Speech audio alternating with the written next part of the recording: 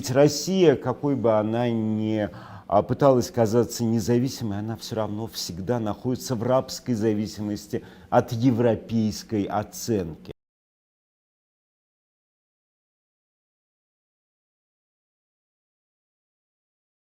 Бытует мнение, что в современной России не осталось журналистики, есть только пропаганда. Согласны ли вы с этим утверждением? И если нет, то как вы отличаете одно от другого? По каким Очень легко. критериям? На самом деле, и вы тоже научитесь отличать со временем.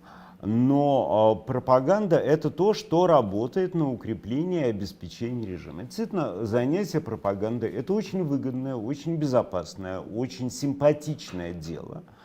И для занятий пропагандой, конечно, вербуются люди, имеющие профессиональный журналистский опыт, очень неплохие навыки. Это абсолютно холодноносые наемники, потому что я думаю, что вы не предполагаете, что Соловьев может реально, например, носить в голове всю ту ахинею, которую он говорит. Нет, конечно.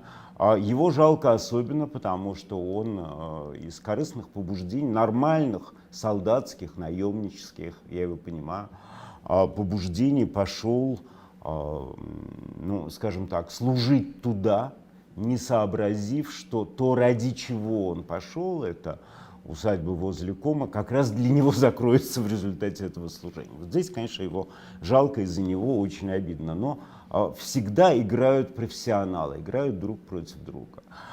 Делали предложение в 2014 году и мне, тогда нужно было очень немного для того, чтобы вернуться в обойму пропагандистов, вернуться в обойму правительственной пропаганды, официальной журналистики. Надо было просто поставить рядом два слова и произнести это вслух. Одно слово «Крым», другое слово «наш». У меня не получилось. Я раз 7 пытался это проговорить, у меня это не вышло, и, в общем, поняли, что со мной дело иметь не следует. Но журналистика, вот, кстати говоря, и Веник, и Муратов, и великолепнейшая, между прочим, Журавлева, великолепный журналист и великолепный специалист, очень тонко работающий даже с такой дремучей и сложной тварью, как я, да? Есть на Эхе и в Новой газете, и по телеграм-каналам есть, вы их сразу видите, потому что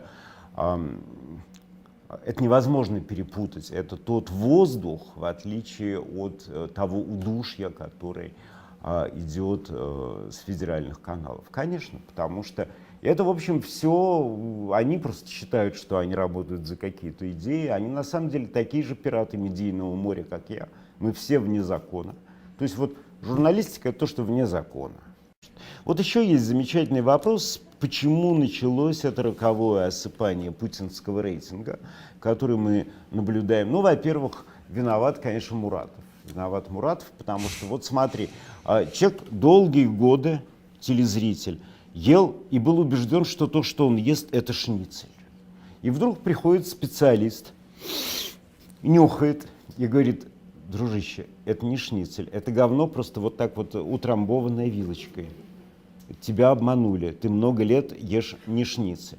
И вот этот несчастный зритель, который был убежден, что Соловьев, Скобеева, Киселев преподносят ему образцы журналистики, он вдруг выясняет, что это, оказывается, и не журналистика вовсе, а журналистика-то совершенно на другой стороне, и что его кормили обыкновенным калом. И это очень тяжело, потому что ведь Россия, какой бы она ни пыталась казаться независимой, она все равно всегда находится в рабской зависимости от европейской оценки.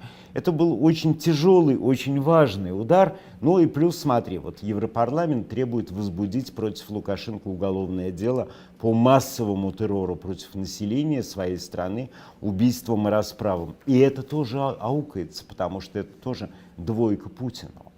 Потому что все считали, что образ Лукашенко, он создан, значит, только злодеем Невзоровым и Нехтой.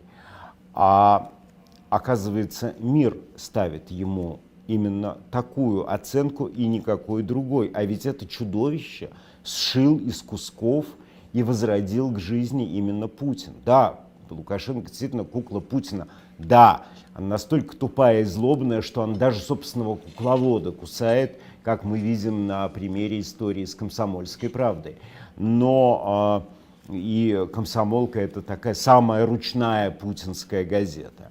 Но, тем не менее, мы видим, что и это тоже работает против Путина и работает на то самое обрушение рейтинга. Могу сказать, живее Беларусь вопреки всему. Это очень тяжело последовать моим рекомендациям, но, пожалуйста, живи. И слава Украине!